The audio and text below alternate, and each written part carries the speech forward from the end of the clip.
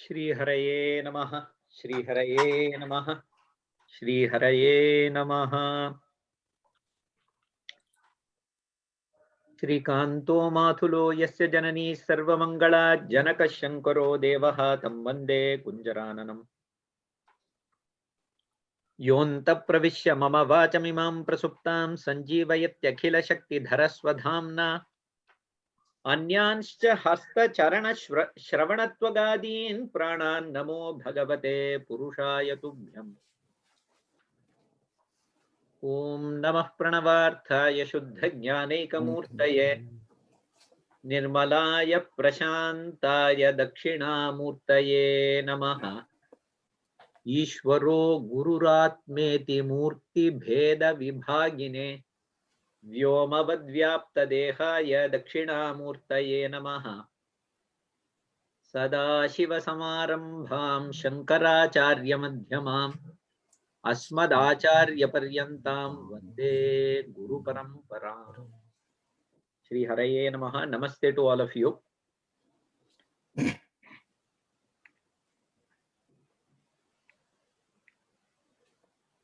मौनव्याख्या प्रकटितपरब्रह्मतत्त्वं युवानं वर्षेष्ठान्ते वसदृशिगणैरावृतं ब्रह्मनिष्ठैः आचार्येन्द्रं करकलितचिन्मुद्रमानन्दमूर्तिं स्वात्मा रामं मुदितवदनं दक्षिणामूर्तिमीडे. Does anybody want to read the first verse? Yeah. Go ahead. Vishwam darpana drushyamana nagari tulyam nijantargatam पश्यन्नात्मनि मायया बहिरिवोद्भूतं यथा निद्रया यस्साक्षात् कुरुते प्रबोधसमये स्वात्मानमेवाद्वयम् तस्मै श्रीगुरुमूर्तये नम इदं श्रीदक्षिणामूर्तये. Very nice. Okay. Here goes the second verse. Go ahead. बीजस्यान्तरिवाङ्कुरो जगदिदं प्राणिर्विकल्पं पुनः माया कल्पितदेशकालकलना वैचित्र्यचित्रीकृतम् मायावीव विजृम्भयत्यपि महायोगी वयस्वेच्छया तस्मै श्रीगुरुमूर्तये नम इदं श्रीदक्षिणामूर्तये. So here goes the third verse. I know we didn't learn this verse. Generally we learn it. So let's spend 5 minutes because for everybody's benefit, we just learned this verse. Do I have a volunteer to recite with me? Yeah, let me. Yeah, I can. Okay. Yasyaiva spuranam. Yasyaiva spuranam sadatmakam bhasate sakshat tattvamasiti vedavachasa yo bodhayatyasritan yat sakshat karanat bhavenna पुनरावृत्तिर्भवाम्भो निधौ तस्मै श्री गुरुमूर्तये नम इदं श्री दक्षिणामूर्तये. Very nice, Murthy Garu. Somebody else?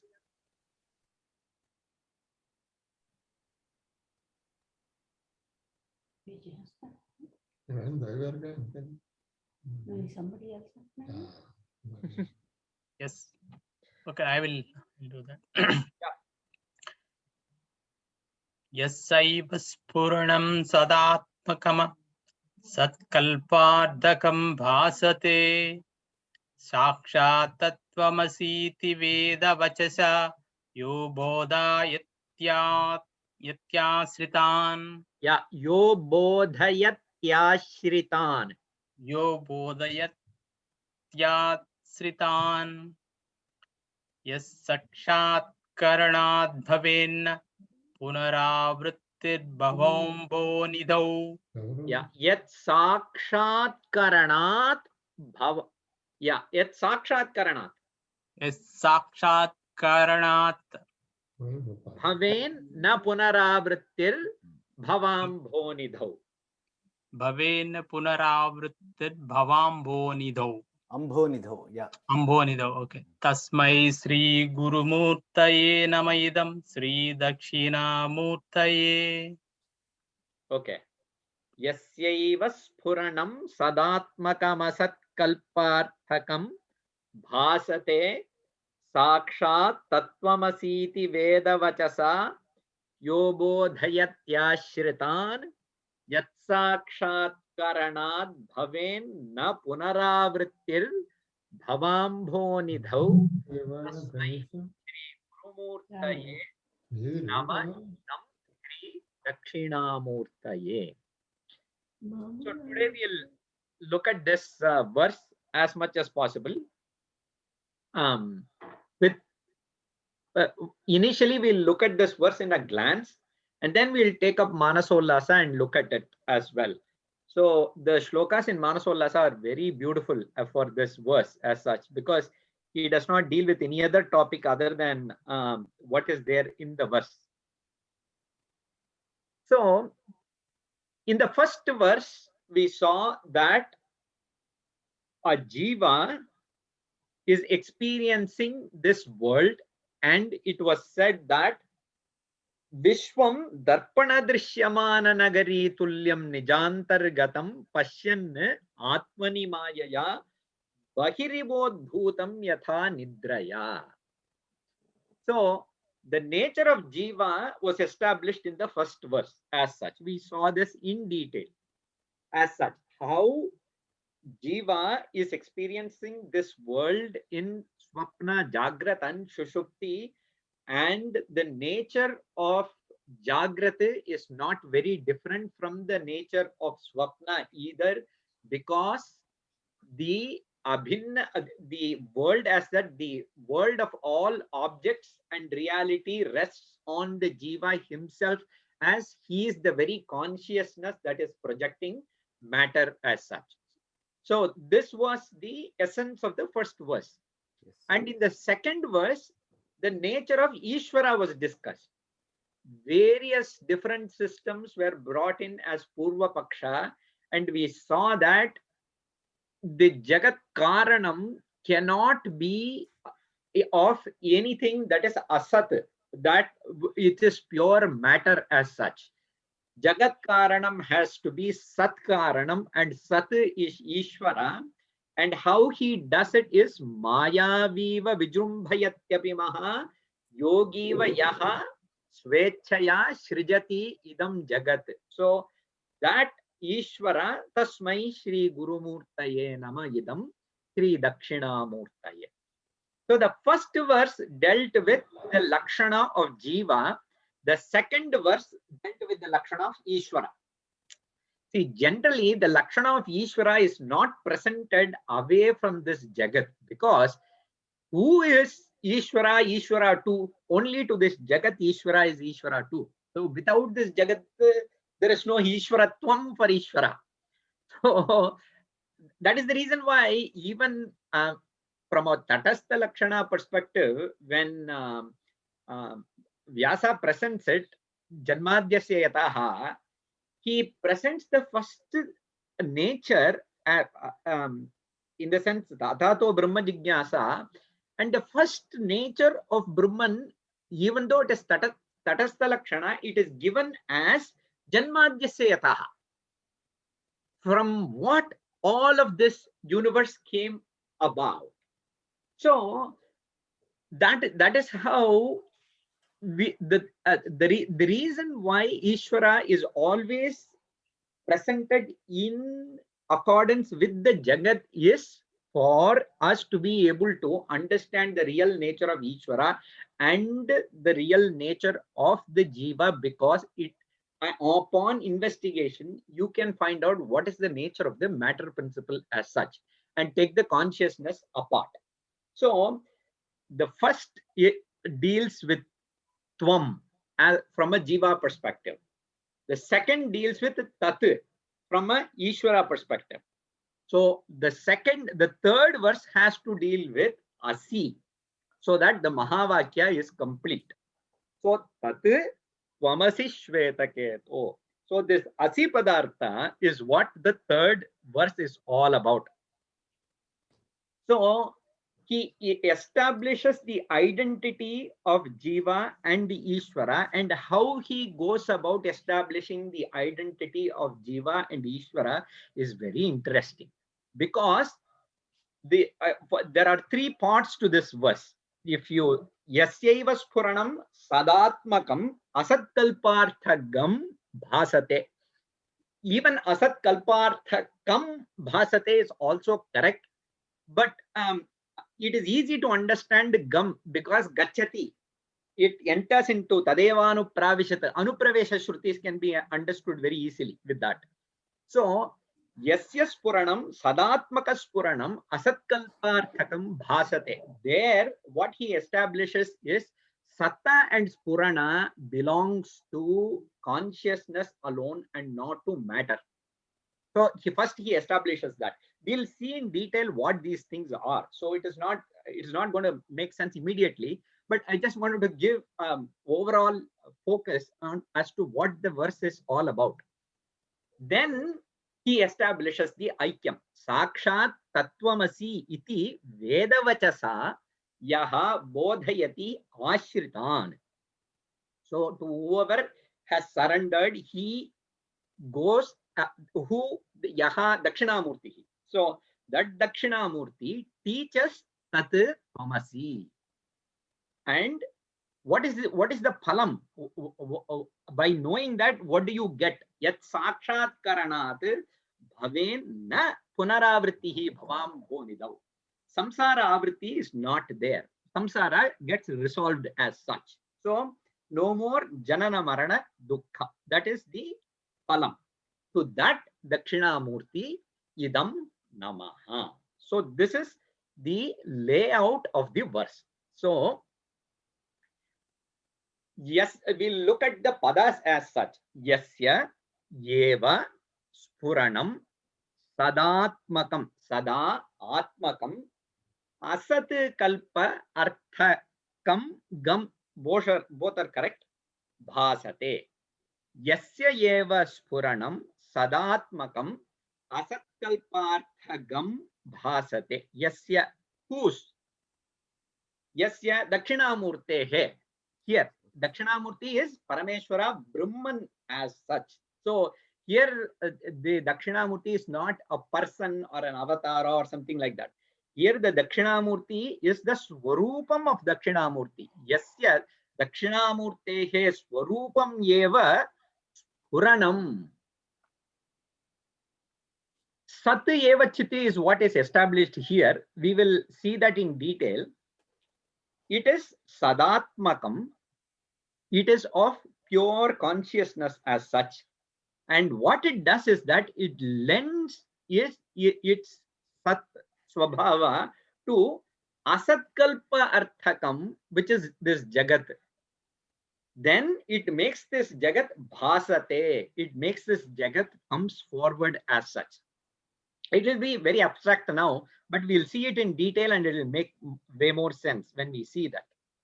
Then the second line of this stanza is yaha tat tvamasi iti vedavachasa sakshat bodhayati ashritan. Whoever has taken refuge to sishyasteham chat timam prapannam is what Arjuna says. So Arjuna surrenders.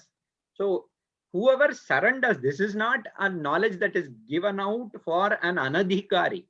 Only for somebody who wants it and seeks it, this is made available. Ashritan bodhayati, he teaches. What does he teach? Vedavachaha bodhayati. He teaches a statement from the Vedas. Why Vedavachasa? Why not say that I am saying it, you learn now? Because Vedavachasa establishes a parampara as such, a sampradaya as such.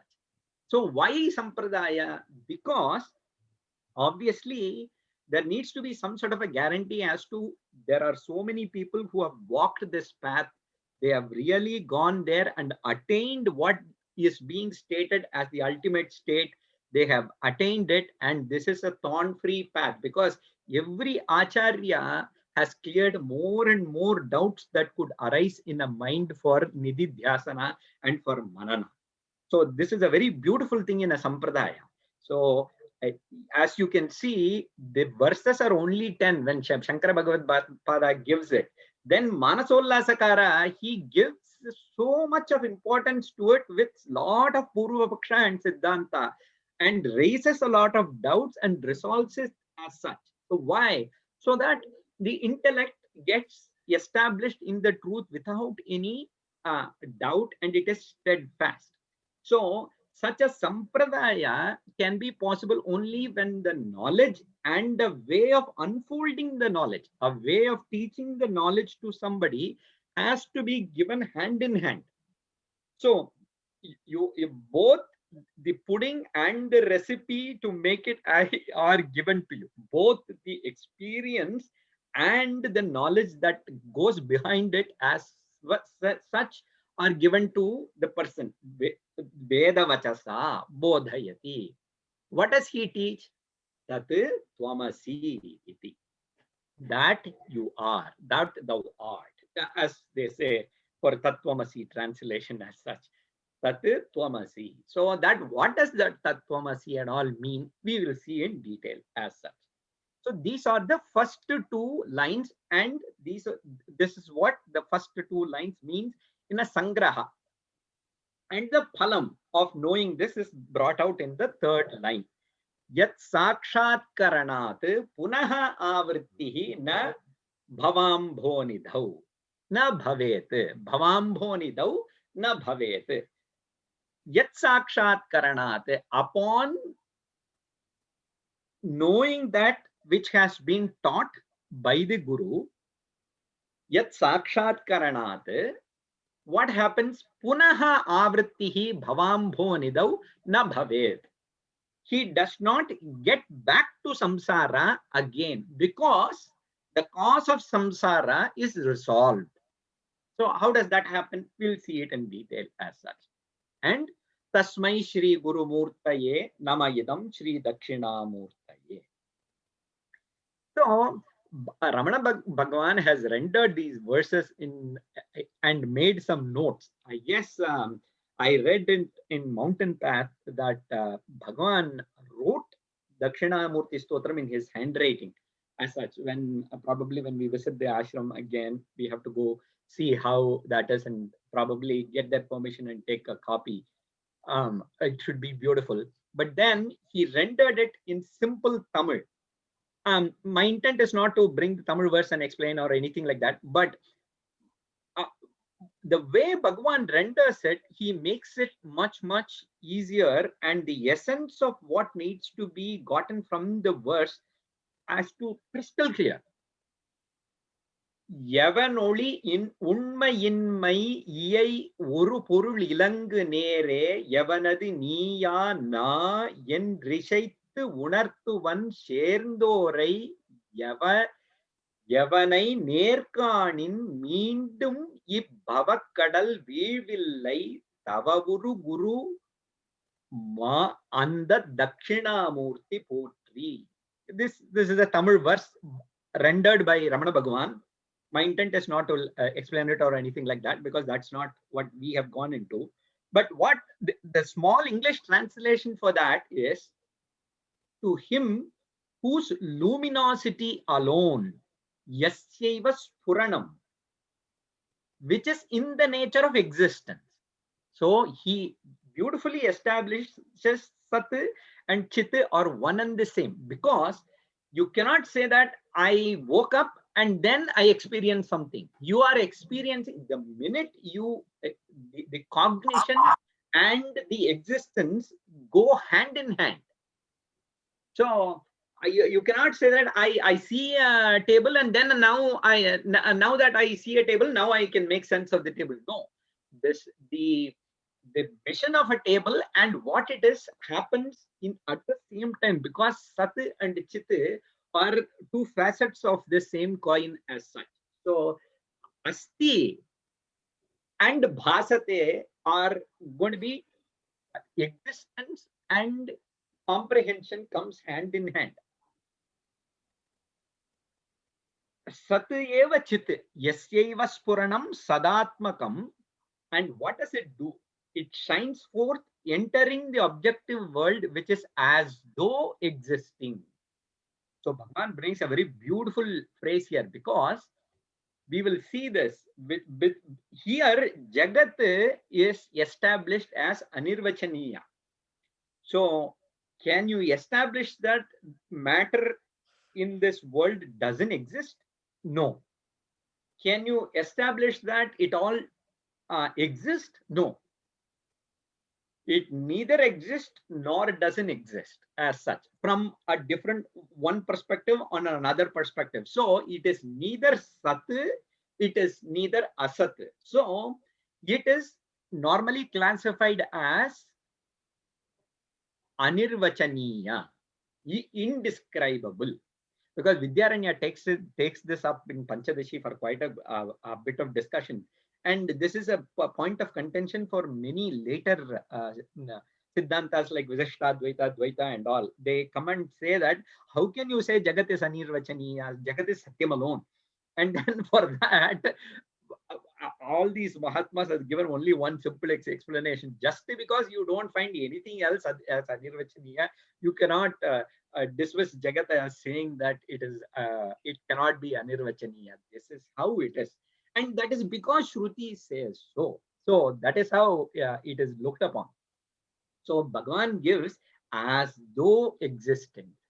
So Yavan Uli Unmai Inmai. So Unmai is Sat, Inmai is Asat. This Jagat cannot be classified under Asat or Sat. It is neither Sat nor Asat. So that Satswarupi Ishvara lends its existence to the objects in this Jagat, which neither exists nor can neither be classified or existent, not be classified as non-existent. Because even in a rope, you cannot say that there is no, after you cognize the rope, probably there is no snake, but there is some satta behind even why you saw a snake. So was the snake not there? Probably when there was no clarity, the snake was there. And then when there was clarity, the snake goes away. So how can, so you cannot classify it as Asat or Sat. It is Anirvachaniya.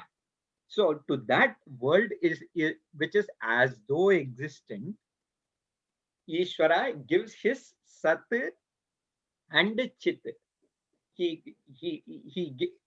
Asti, Bhasate, both he gives as such. And to him who instructs those who resort to him through the phrase Tat Tvamasi, that thou art.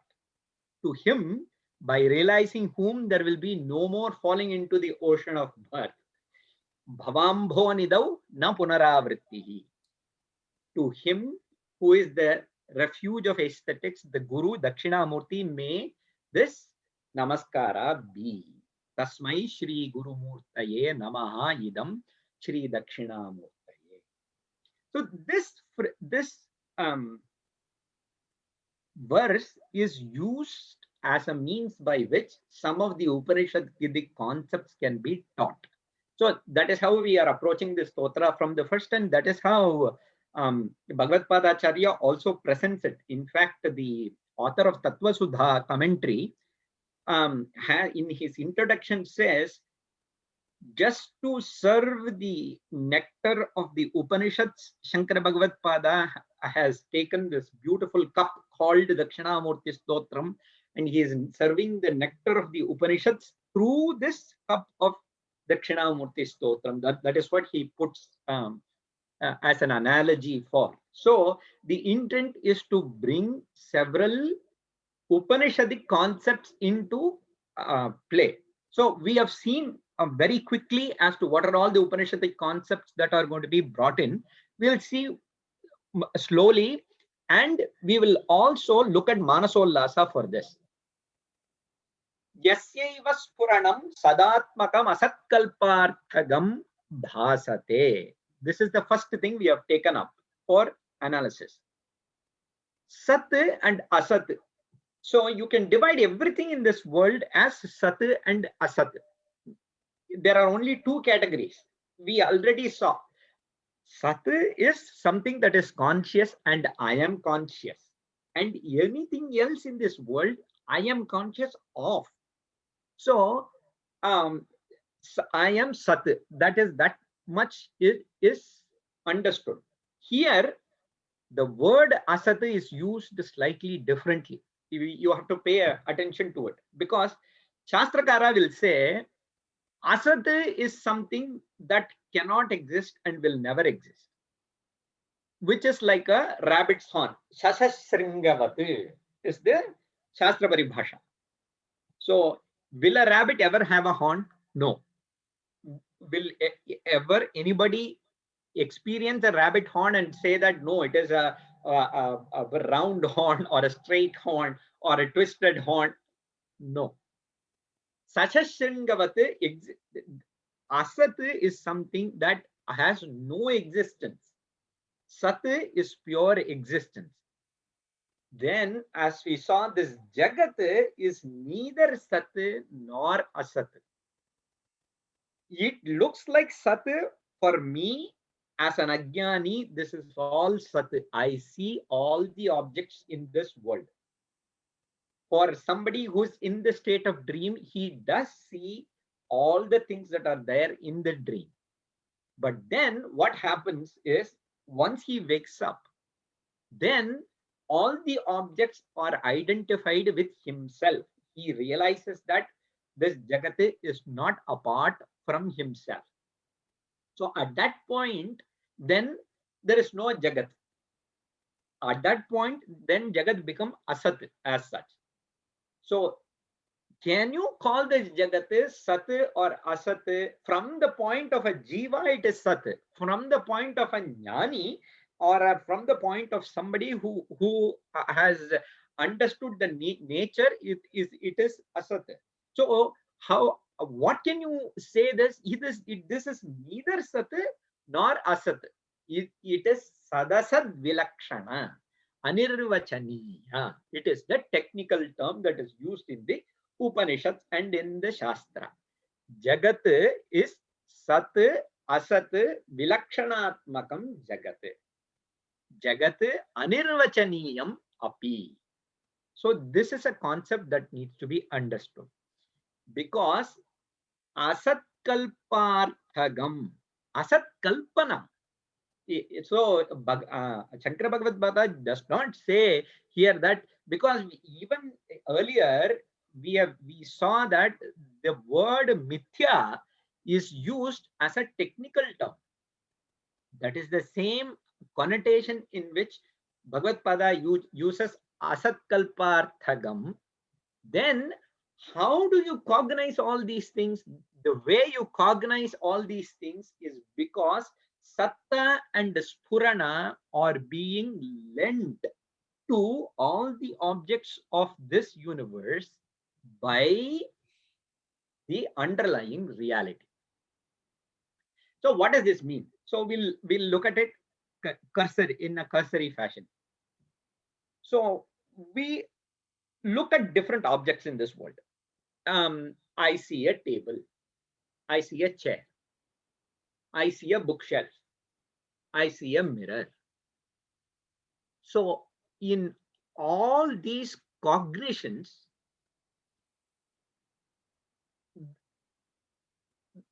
the mirror exists, the table exists, the bookshelf exists, the book exists, is common. So, and the other thing is, I perceive it, I see it.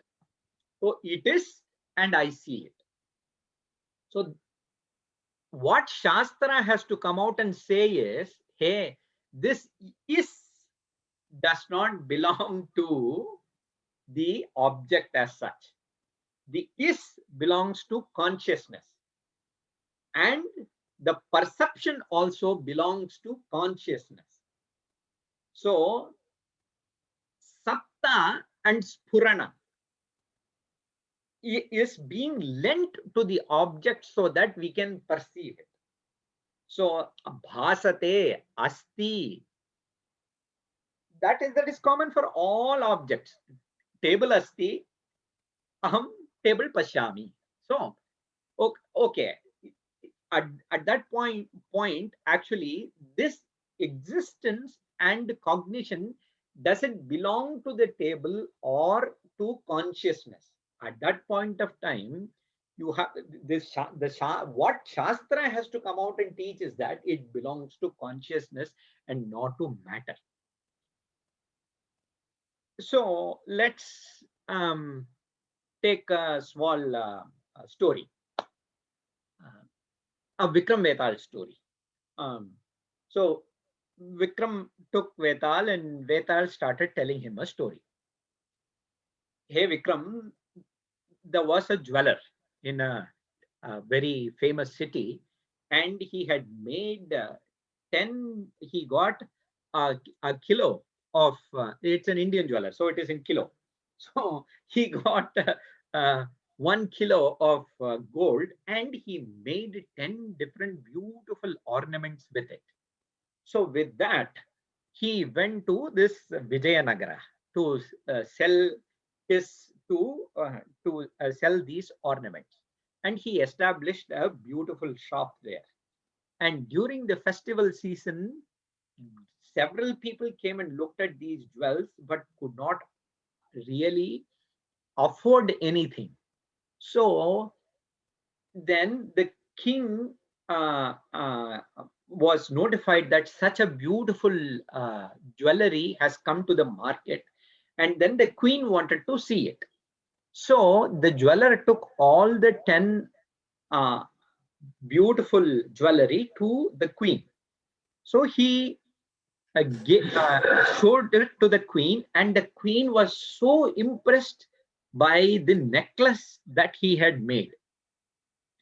And then he had made a bangle set, earring set, a chain, and some more other jewelries, all different types. So, but the queen was extremely pleased with the necklace. So the queen said, I will buy the necklace. So the queen bought the necklace. He gave him the money and bought the necklace. The jeweler was so happy. So he came back, then re-established the other 9 items in secure boxes, and he was so happy that day that he wanted to go watch a play because it was festival season. So he secured everything and he went to watch a play. Then a robber came. The thief opened up all the boxes, saw what was there. He took everything. He ran away. Now Vetal stopped and asked Vikramaditya, hey Vikramaditya, is the queen a jnani or the thief a jnani? You know, anybody take a guess? Thief a jnani, or this is thief is of course jnani. Ajnani is queen, definitely. Why? Because for thief he sees the gold. Yes. Yes. What did he not see? What did he not? He did not. He only sees the gold and the value of the gold only. Yeah, but what did he not see? Wow, he did not see that Swarupa, that Asat, whatever it is, for him.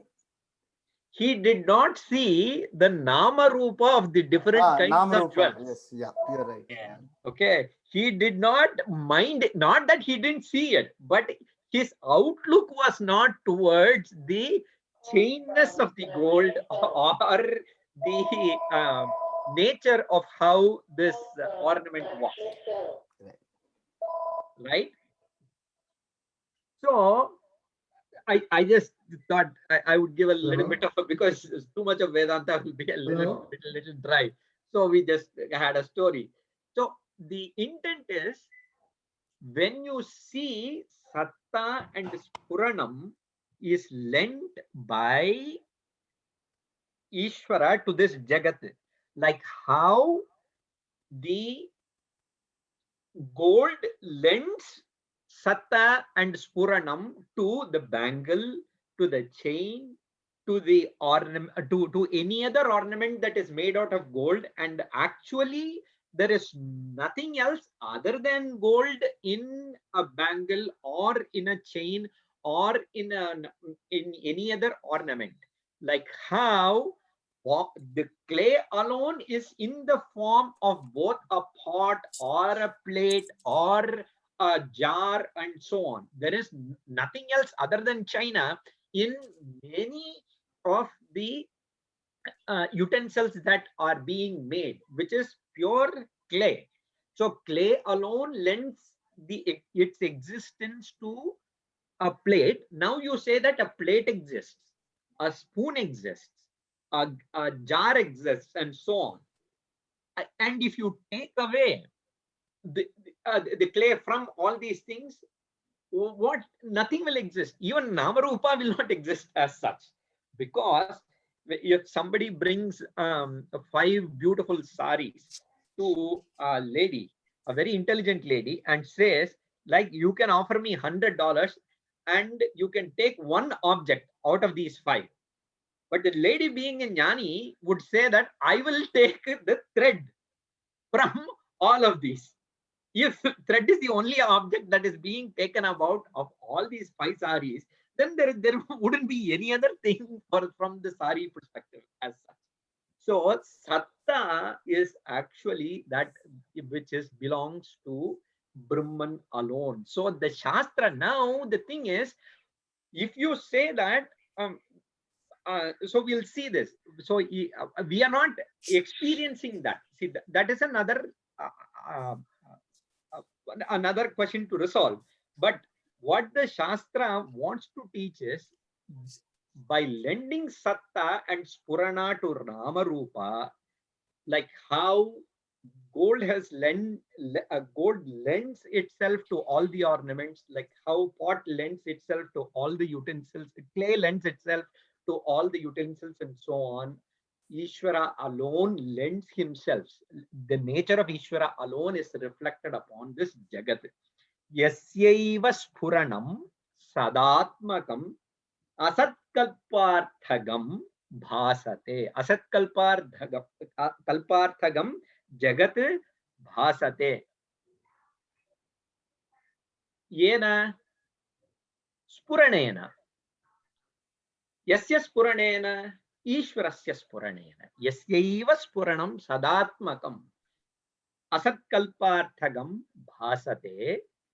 And Sakshat Tattvamasiti Vedavachasa Yobodhayati Ashritan. So here Paramatma and Jivatma are taken up for inquiry. The Sarvajna, Sarvashakta, Sarvasharanya, Sarvantaryamitva ityadi lakshana of Ishvara are set aside and said that all this are incidental from the perspective of the Jagat. If we take the real Swarupa of Ishvara, it is Sat, Chit, and Ananda alone. Satyam Jnanamanantam Brahma. This is how the Upanishad presents it. Taittiriya presents it. Tat Tvamasi Shveta Keto. Another different Upanishad. This is how Isha Vasyam idam sarvam yatkincha jagatyan jagat Isha Ishena Vasyam idam sarvam. So the nature of Ishvara, it is Sat, Chit and Ananda alone. So this is one level of inquiry that is done for Ishvara. That is for that Ishvara, his nature is Sat, Chit and Ananda. And this Jiva, Kinchidnya, I do not know much. I am limited by this body. I experience only my body, mind, intellect, and so on, is how this Jiva feels about himself. So when the question as to who am I is answered, then automatically the nature of that Jiva and the Ishvara becomes one and the same. Tat tvamasi shveta keto yat sakshat tatvamasiti vedavachasa yaha bodhayati ashritan yo bodhayat yashritan ashritan sishyan bodhayati yaha. He does a very simple thing. In fact, we saw in the initially dhyana shlokas when we saw Chinmudra, he has Mauna Vyakya. So he doesn't come out and say Tat Tvamasi and all as even like a word. So as Ramana Bhagavan said, he just does is Chinmudra, which indicates the avasthatraya is negated. You are not Karana Sharira, you are not Sukshma Sharira, you are not Stula Sharira, and that which is the base of all these things is the same as the universal Sat, Chit, Ananda. So Sakshat Tatvamasiti Veda Vachasa Yo Bodhayat Yashritan. And I think I did something. Okay. Yo bodhayat yashritan yat sakshat karanat punaha avrittihi na bhavet bhavam bhonidau bhava ambhasya nidhau. This world is normally compared to samsara. The samsara or the world is generally compared to an ocean because it is so vast as such and is so turbulent with different experiences. So it is generally compared to an ocean. Ambonidhi bhavambhonidau yat sakshat karanat punaha avrittihi na bhavambhonidau tasmai Shri Gurumurtaye idam namaha Shri Dakshinamurtaye. So one thing let me address before I close for today, which is this Tat Tvamasi is not like, hey, this is a table, this is a chair, this is what your nature is. So that kind of a cognition is not Tattvamasi.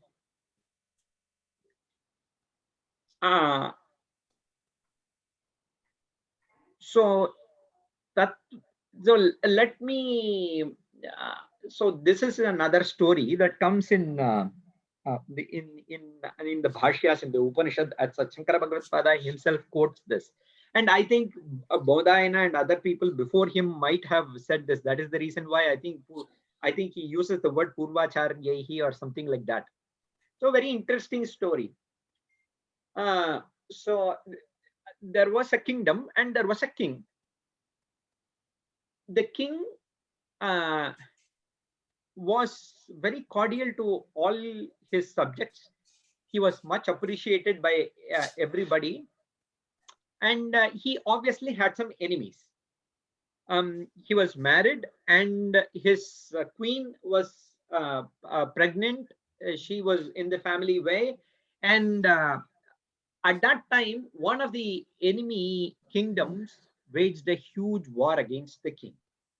So it was an unprepared war. So the king had to find forces that he had around the kingdom and go try to defend his kingdom. He did his best, but then he was defeated as such during that time. He was killed in the battle. yeah, because the king was loved so dearly by all his subjects, and all the ministers wanted to protect the queen, and whatever belonged to the king as such, so they hid all the wealth to the extent possible. Then they took the queen and they uh, escaped from the kingdom and went to a nearby forest. A forest chief said, I will take care of the queen. He was a very old man. So the queen uh, was there with the forest chief, and she delivers the boy baby. Very unfortunate, the queen also passes away after a year after she delivers the baby. So the boy is brought up by the hunter chief as his own son. So he is all uh, dressed in as a hunter. He learns how to wield the bow and arrow. He knows how to hunt. He knows the topography of the forest. He knows all about how to defend the forest and so on, and make a living out of it, and how to conduct affairs with the forest tribes and so on. So he is around 16 years of age. By that time, there was a little bit of commotion in the kingdom. The guys who captured it did not rule it correctly. They left it, and then somebody was deployed as the commander-in-chief or something like that. There was a little bit of unrest in the kingdom. So in those 16 years, the previous ministers and the people who supported the old king were thinking, okay, this is the time to go and recapture this kingdom. But then we need our king. So we know that we took the queen at that point, and then took her to the forest chief and put her in his custody. So let us find out what happened to her. So the ministers started searching for the queen, and finally they come and find this forest chief. And the forest chief tells him that, hey, the queen passed away. It is very sad. But then she delivered a boy baby, and this is the person.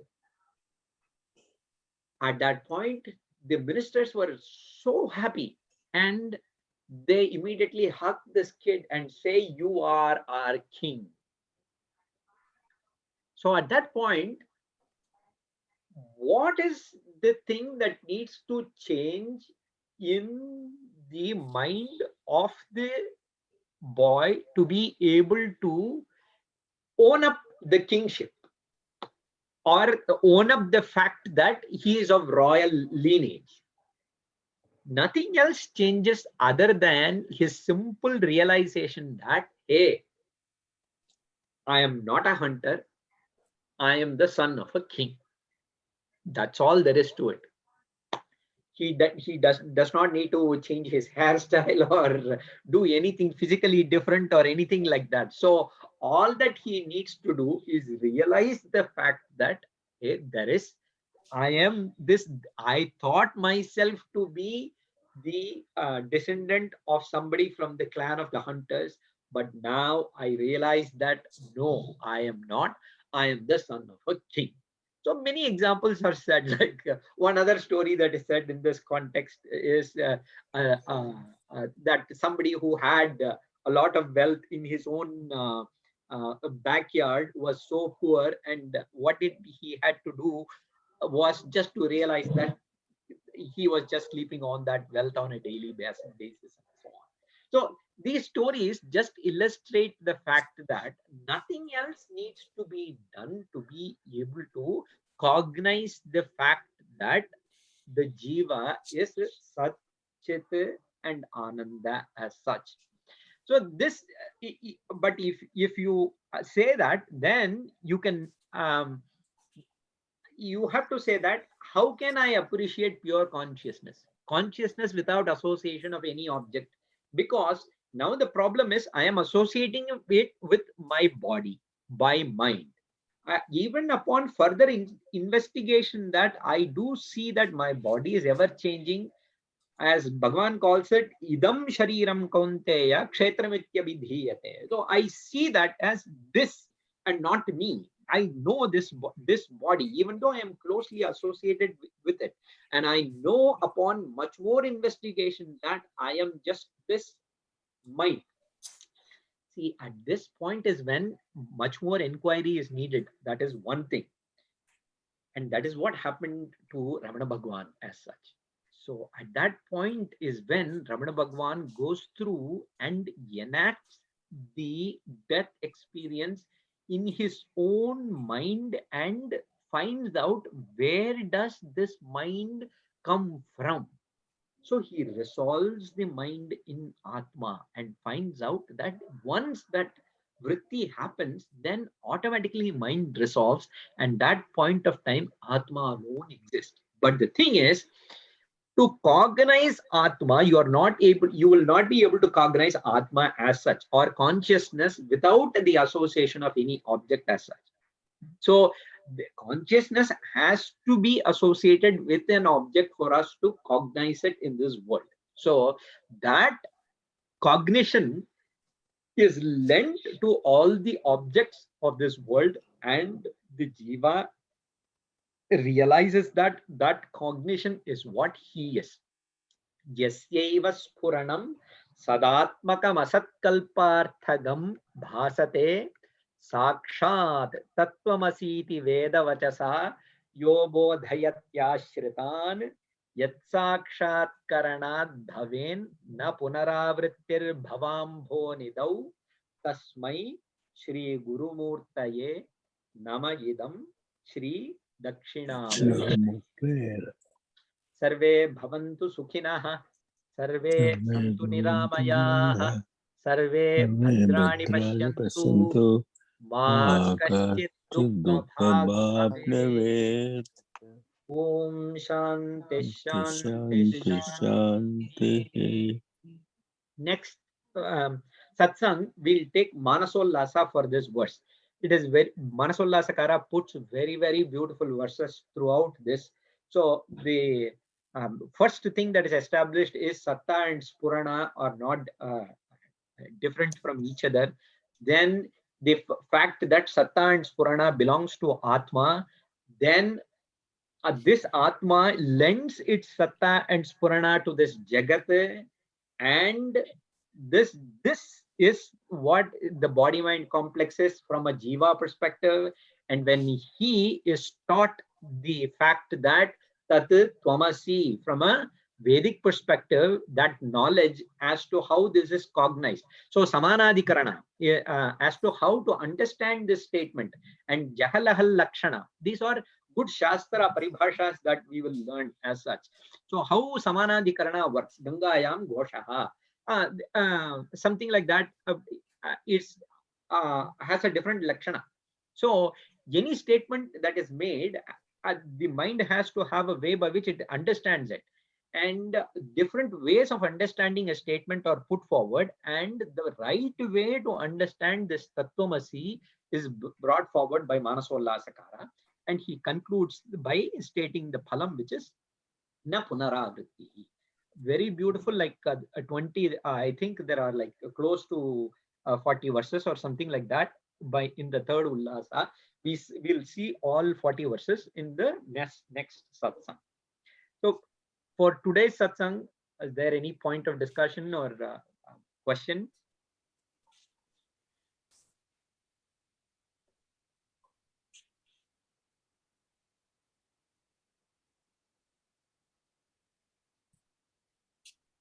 So Venuji, are you able to? It's very good. So because you gave like more examples, and also it is I am very understanding. Okay, it's very helpful for me to understand. Yeah. No. When we look at Manasollasa, we will actually dissect this small one piece by another piece and really understand it. So Acharya puts a lot of, as I said, yasyaiva sphuranam sadatmakam asatkalparthagam bhasate. So that in itself needs a little bit of inquiry, because without that, it is not very easily understandable. So again and again, we will visit this thing as to Satta and Spurana does not belong to Jagat. Arvindji, one thing what I'm seeing the third line, yes, Sakshatkaran, which Sakshatkaran? Tattvamasi iti. And Tattvamasi iti from where? Tattvamasi. From where? So those two lines are more, those two particular phrases are the most important in this verse, right? Yes, because you need to really realize Tattvamasi. What is that Tattvamasi? That- Puranameva Tattvamasi. So Puranameva Tattvamasi, that's what he said in the first one.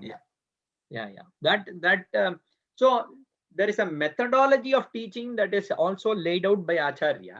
So that, as you said, once that methodology is slowly unfolded with the help of I say Manasollasa or something like that, it will make way more sense. And in Vedanta, there is nothing that is presented new or anything like that. Again and again, the same concepts will be presented until it becomes one's own real nature.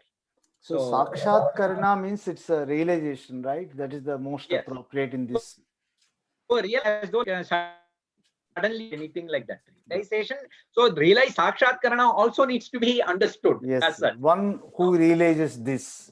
Yes, that realization is not as though, oh, I have never seen America. Now I have seen America. So it is not, Brahma Sakshatkara is not as though like, oh, I have never seen. You can say Devata Sakshatkara is different. Devata Sakshatkara is, I have never seen Parameshwara. Hey Parameshwara, now you manifested before me. I see you. That is a different Sakshatkara. Here the Sakshatkara that he is talked about is not a Sakshatkara like that. Oh, okay. Here the Sakshatkara, what that word means is just the answer to the question, who am I? Yeah.